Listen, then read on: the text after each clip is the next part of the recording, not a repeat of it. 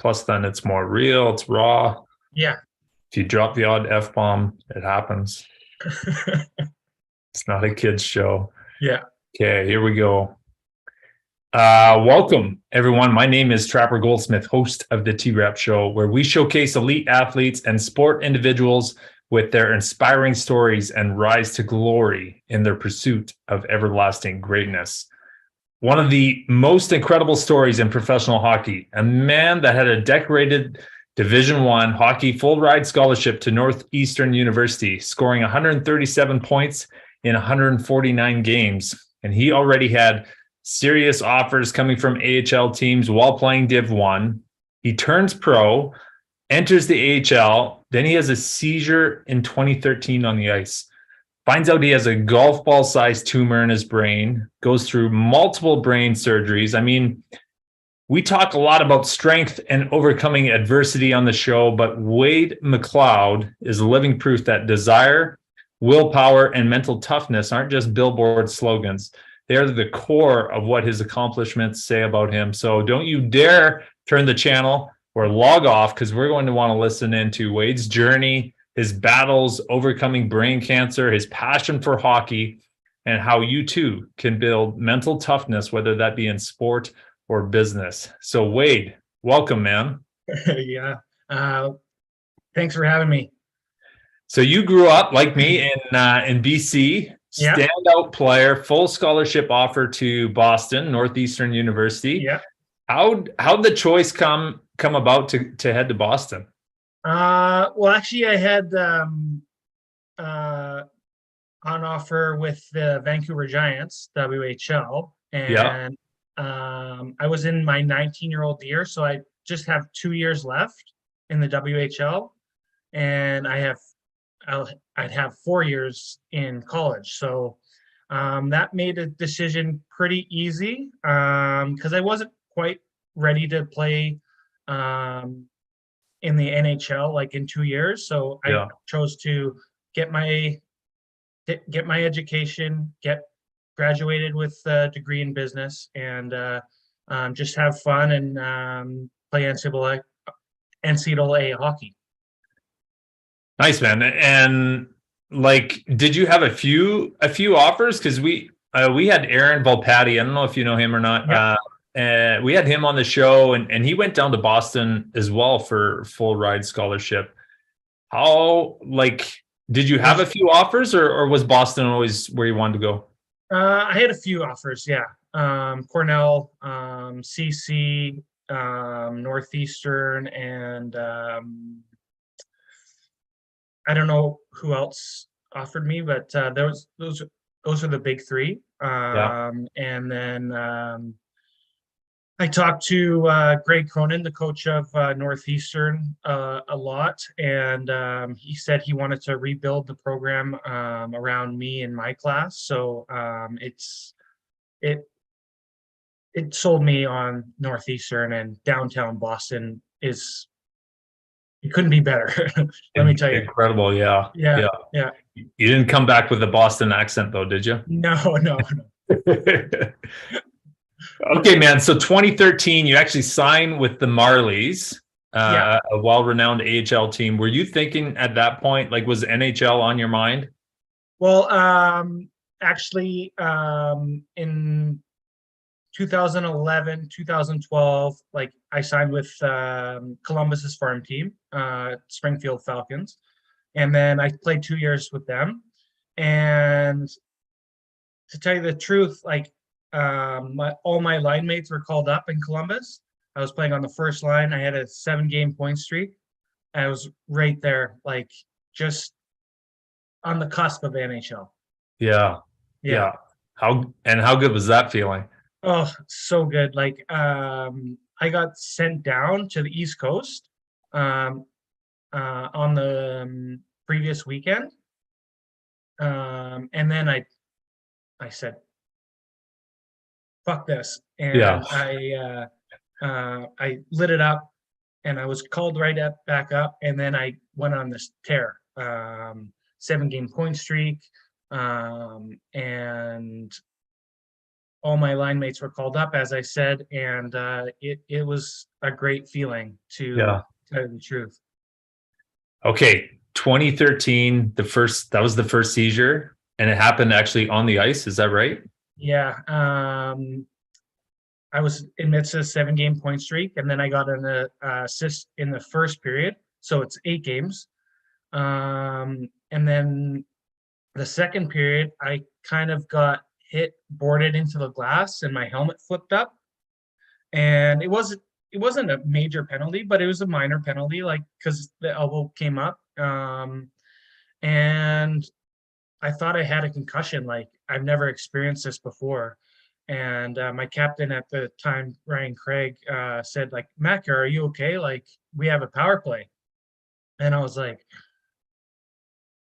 yeah, give me a second. And all of a sudden, like, my head turned up and I was spinning out of control. And then, bam, I hit the ice and had a seizure.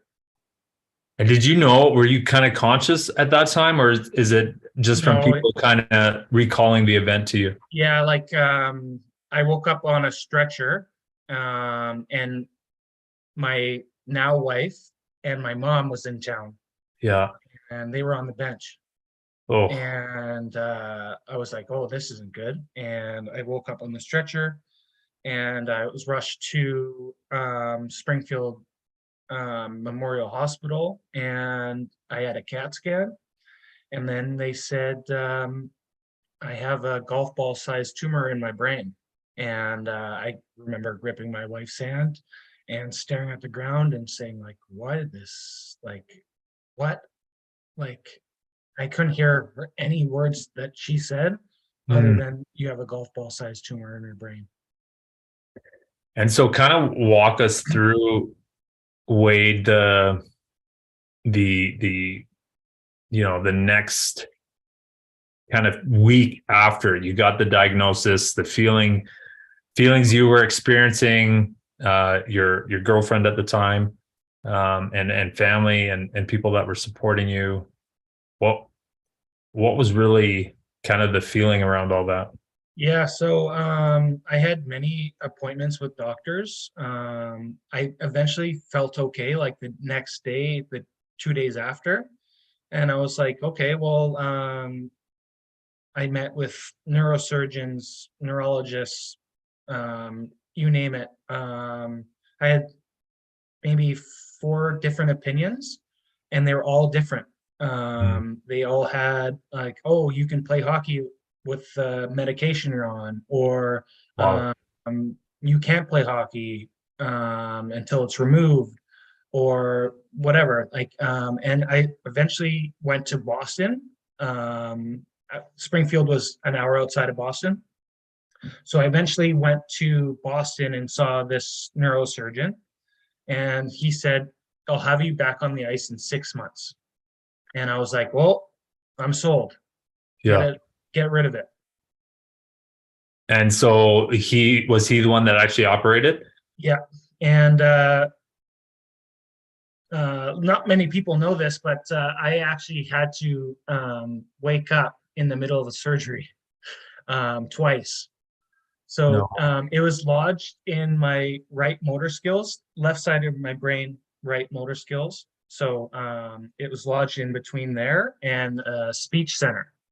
So he wanted to make sure that I had wiggle my toes and move my right hand. And he also wanted to make sure I could talk.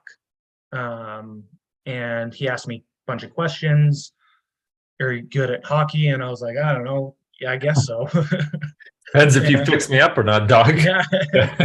Yeah. And I woke up from surgery, and I couldn't talk.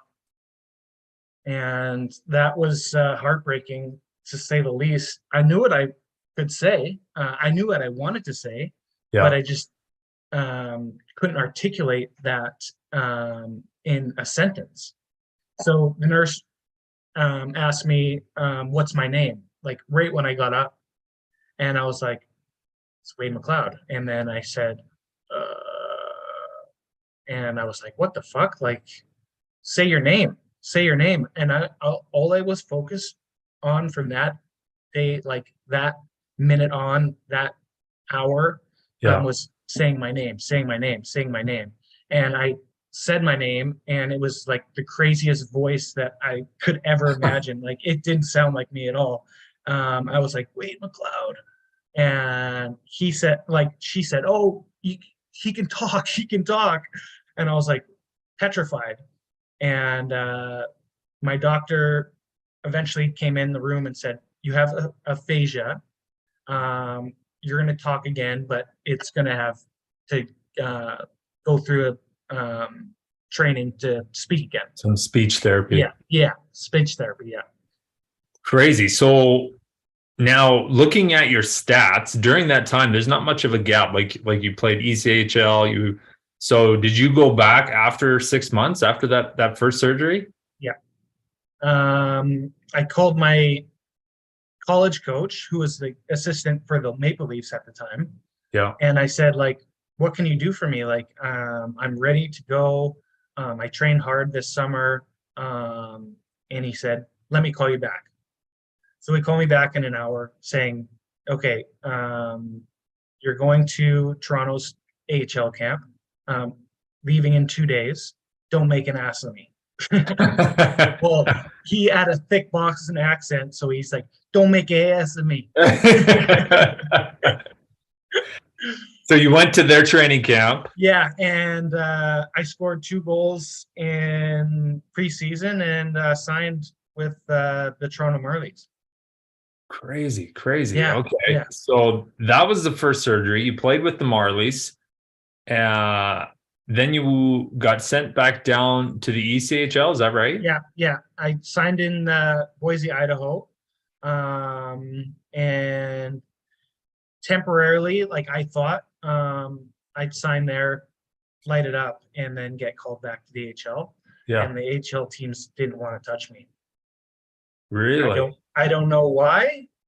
I know why now. We could speculate. Yeah. And all my whole half the team got called up.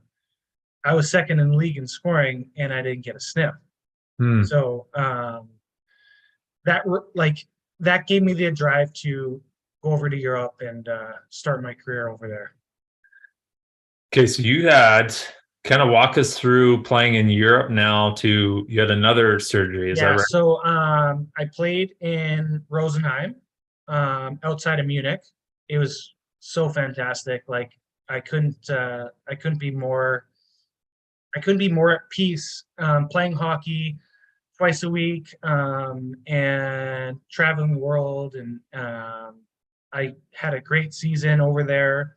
Me and my wife actually got married, and then went over there without having our honeymoon.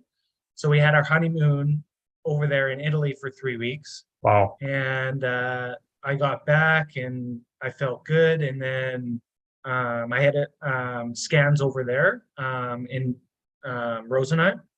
And my doctor called me probably 2 days after I got back and said, like, oh, you have a regrowth. It's going to require surgery. And I was like, holy fuck. Okay. And I couldn't get it in Boston because I wasn't covered in the PHPA. Right. So I had to go through the BC Cancer Clinic. And yeah, it was a nightmare, to say the least. That's crazy. So yeah. Was that a follow-up scan, or was that where you started to feel off? It was a follow-up scan because I had a scan every 3 months and then every 6 months. So I had 2 scans in Rosenheim, and then I shipped them off to my doctor, Boston doctor, and then he said that there's regrowth and get down to Boston. And I was like, yeah, I'm not covered there, and the surgery was like $200,000. So I gotta find another surgeon. So I did a lot of research, found a great doctor, neurosurgeon, and had another surgery. The exact same surgery. Yeah, exact same surgery. I was off for 6 months and then right back at it. Right back playing professional hockey. I signed in Allen, Texas for the late season playoff run. So, yeah. So any athlete, I think any athlete has gone through some type of injury, Yeah. recovery. What was the toughest part, Wade, of your recovery? Now the second time. Yeah, like just say like have a positive mindset. Like you can achieve anything if your mind can wrap your head around it. And that's what I did. Like I visualized like the goals I scored in the past and then brought them to the future. And I said like I'm gonna make it back. There's no doubt about it. And I have a positive mindset, and the rest is history, I think. Just kept staying positive. Yeah. Kept Yeah. working at it. Yeah. And did you continue playing? Where did you go when you came back from there? Allen, Texas. So that was the playoff run. Yeah, in the East Coast, and then I like backtrack. I signed in out of Rosenheim in Frankfurt for 2 years. Okay. So me and my line mate signed in Frankfurt for 2 years, and they made a strong push for the Del One, like the DEL. Yeah. And they had an integral piece of that pie with me and CJ Stretch. So that got put on hold. And then I talked to the GM of Frankfurt, and they actually won it that year. And it was so upsetting to me, like just being I could have been a part of that winning team. Mm. And luckily he said like, okay, we have one import going away. I'll sign you again. So I went back to Frankfurt, Germany. And it has some ups and downs, but the goalie in Frankfurt, the goalie got injured, and they had to bring a new import. And we rotated the imports, all sat a game. And then in playoffs, I sat the first 3 games in playoffs because the coach said, like, I got to go with the guys that got me here or got me the championship last year. So, and he ended up getting fired 2 games into the playoffs. We lost 2 games, and there was new ownership, new GM, and the GM fired him and stepped behind the bench. And that's like to be involved in that aspect of hockey is mind-blowing. It's way different over there, hey? Yeah, like it's it's crazy, and just the way they run things. And yeah, I know a ton of players. I have quite a few clients that play over there, and then a lot of like it's you just don't know. Bizarre. And then all of a sudden they snap their fingers and change everything up. So how did talk about the kind of family support? Obviously your girlfriend was with you through that whole time. How was the family support for you, and how did they support you? Yeah. I couldn't speak more highly about my wife. That's why she's your wife. yeah. That's why she's my wife. And then my mom was living in Toronto with my stepdad, and she moved back here to take care of me. My stepdad found a job over here, and my wife's parents, my wife's mom and stepdad and her grandma, like they all were big part of the whole nucleus of the of my recovery. And that was before cancer. And fast forward the year after Frankfurt, I was over on the island and had a seizure, and I thought, man, this is bad.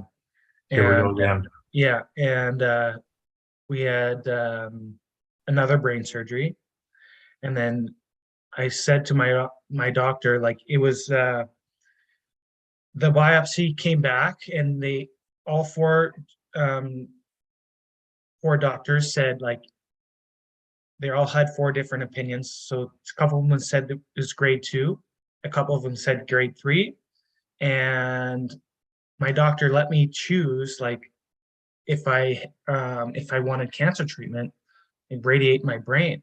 And I was like, no, I want to, like, change my diet and do everything I can to not go through cancer treatment, not radiate my brain. And then I went under, like, strict diet, vegan, and that didn't help. I had seizures back to back. Rewind. We had my first daughter in Germany, so that was a great part. Like, that was the greatest year of my life, to say the least. And then I was actually putting my daughter back in the crib, and I felt it come on, and then I threw her in the crib, and then seized, and Jeez. then I lied on the couch, and then my wife was with me, and she's like, I called the ambulance, and then I had another seizure, and I was thinking, like, okay, this is the end. I'm gonna die. And luckily, the paramedics rushed me to the hospital, and I had a emergency brain surgery for the fourth time. And that came with radiation, chemotherapy, and I saw a naturopath. So it was 3 days with the naturopath, chemotherapy, radiation, the whole 9 yards. That's wild. So was it the same growth that just kept coming back? Yeah. Man, oh man. So Wade, like, we're athletes, we can filter, and then we can zone in and focus, and whether it's overcoming injury, focused on winning a championship. But what was the emotional toll on your wife, your family? Because they're all probably feeling helpless, like, and watching you go through all of this. Yeah. I talked with my wife stayed absolutely strong for me. And I talked to her after the whole, like, cancer treatment, and I didn't find out until a year or and a half later that she actually, like, went through a depression stage, and didn't let me know, because I slept for 18 hours a day, and I got up to eat and went back to bed, because the brain is an amazing organ, and sleep is the best thing for it. So I just went to sleep, went to sleep, went to sleep. And meanwhile, Carly was scrambling to get life insurance, scrambling to, like, she eventually had life insurance, and then she was talking to the guy, and she bawled on the phone, and she's like, I want to get life insurance. Like, what if something happens to me? Like, the kids are in Wade or whatever. And eventually, like, I found out a year and a half later, after my battle won with cancer, she thought the same thing I thought, like, back-to-back seizures, this is the end of me. Like, and she was bawling, and I was bawling, and I didn't know exactly what she felt, but we had a very in-depth conversation about how she felt. Yeah. And so for you, how did you maintain your motivation and mental strength during, like, it's, if it's one injury, we can overcome it, but then it's like the same injury coming back, and taking that, like, what advice would you give to others that are going through a similar experience? Yeah, so I did like I didn't have it wasn't all rainbows and sunshine. Like I had No. I had some stresses. I had like thoughts of giving up. But eventually I turned my life around when like I said like I don't want to let cancer be the reason I retire. Mm, And it wasn't the reason I retired. Um, that's and cool. That's cool. and to tell the truth, like I the biggest thing I can say about my resilience is I had a mental strength coach throughout the whole thing. Mm, I highly recommend anyone out there get a mental strength coach because you never know.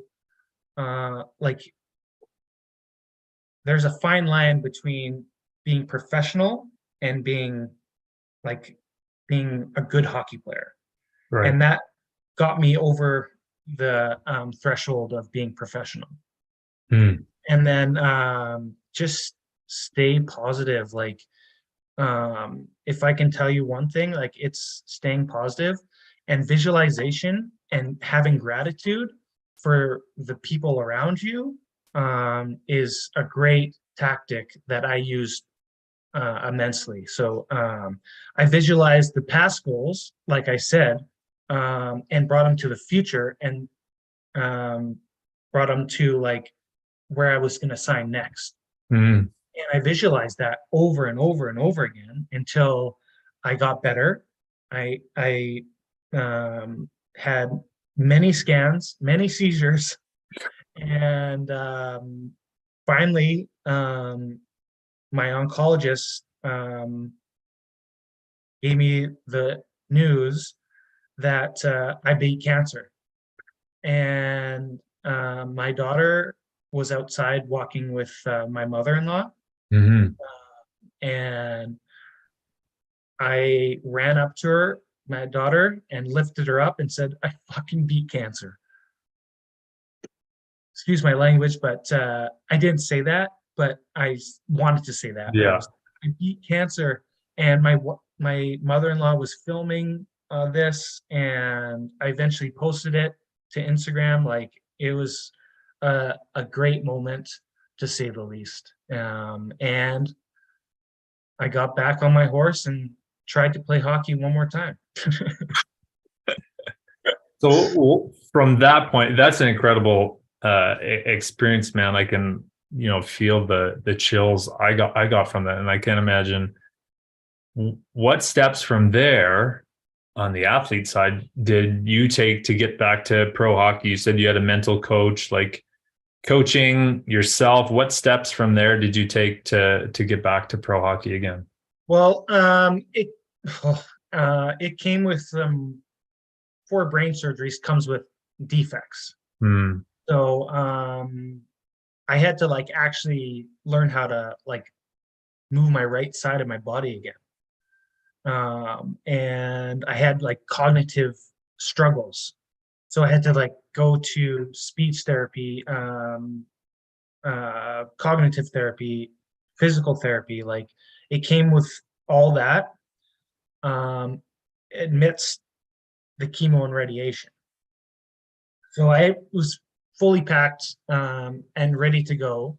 But the one thing that stands out to me was like, why are you doing this? Like, you have enough on your plate. Like, just rest, and we'll tackle the speech therapy and the physical therapy like down the road. Hmm. And I was like, no, I want to like the main goal was to play professional hockey again, and I wanted to speed it up.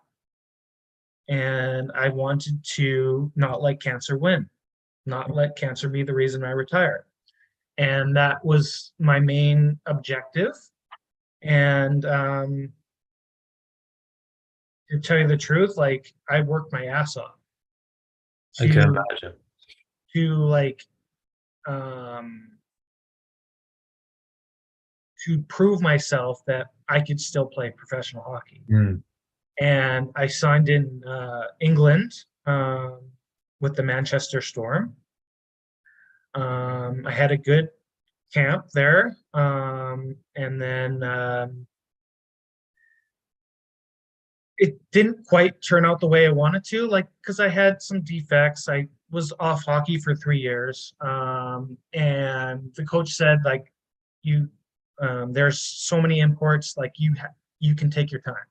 And um, little did he know like that the owner was putting pressure on him to win games, and my family just flew in, and then I got released. Mm. And eventually I signed in Narvik, Norway, which is the Arctic Circle. And that was a great experience for me. Like I knew I was going to retire at the end of the year, and I experienced it with my two daughters. I had one uh, after cancer treatment, and it was a miracle baby, to say the least. Like, but yeah, that was Ava and Georgia. Georgia's my youngest, and we experienced Norway together, and That's cool. the Northern Lights, Yeah. like every night that it was clear. And yeah, it was cold. There wasn't much sunlight because I signed there in November, and there wasn't sunlight until March. Oh, So it was kind of depressing, but we made the most of it. I couldn't be happier. so Wade, how did all of that change your perspective on and off the ice? Oh, um, that made me not take the little things for granted. Like not take like like everyone has their quirks and their but I got grounded, and I worried like my family is the most important thing, Mm. uh, and my health, and luckily I have that both, um, and I don't care about the material things anymore. Like I don't care about um, driving a nice car or just my family and health. That's Mhm. all that matters. Yeah, that's incredible. It was one of the things I learned as going through my health issues and in the hospital. And you learn that as humans, we take our health for granted, for Mhm. sure. When you look Yeah, at what we put in our bodies, number one. And when that's taken away from you, it changes your perspective immediately. And Mhm. we learn, everyone says, oh, my family is first. Well, actually, it has to be your health. Your Yeah, health. The only way to take care of your family is staying healthy. yeah, And you learn to really put those in priority yeah, and perspective. That's yeah, awesome. So yeah, like me, you moved into the insurance financial industry, which yeah, yeah, we may be a little biased, but I think it's the best industry, and to yeah, truly help athletes, as you learned and I learned playing professional sport. There's not a lot of support, not a lot of education out there. I couldn't Uh, agree more to because I wasn't even approached with life insurance or mm, CI or whatever, critical yeah, illness. And like I made quite a bit of money like back then, and I would have eventually like put money into CI or to help me with the financial struggles yeah, that I undertook, the nightmare that I my family and I faced, was yeah. So that got me into the insurance business and life insurance, most importantly. And I couldn't be in a greater business to educate people on how important your life is, how important critical illness is. Like yeah, it's so important, and not many people know that. So that really what you went through motivated you to move into this industry and make a difference? Yeah, good for you. So what do you hope, talk about your kind of next, because we're athletes, we have to have a benchmark, a goal. We can't just be like, oh, I don't know, I show up, I work, and then I go home. What do you hope to achieve with your career now? So I hope to educate as many people as I can. Like, I'm constantly on Instagram, Facebook, LinkedIn, and I just want to educate people. Whether or not they buy it, I don't care. I don't care. But I want to educate as many people as possible. Awesome, man. Well, Wade, number one, I appreciate your time. I respect what you've gone through. I know I've had my own health issues, but compared to what you've gone through, man, and sharing your insight, I have an immense amount of respect for you. I love that we're brotherhood in the financial industry. And I really thank you for your time this morning with us. I appreciate it, and thanks for having me. And we'll keep in touch, Trapper. It's I can see us being long lost friends. Right on, man. I'll log us off live here and we'll wrap up.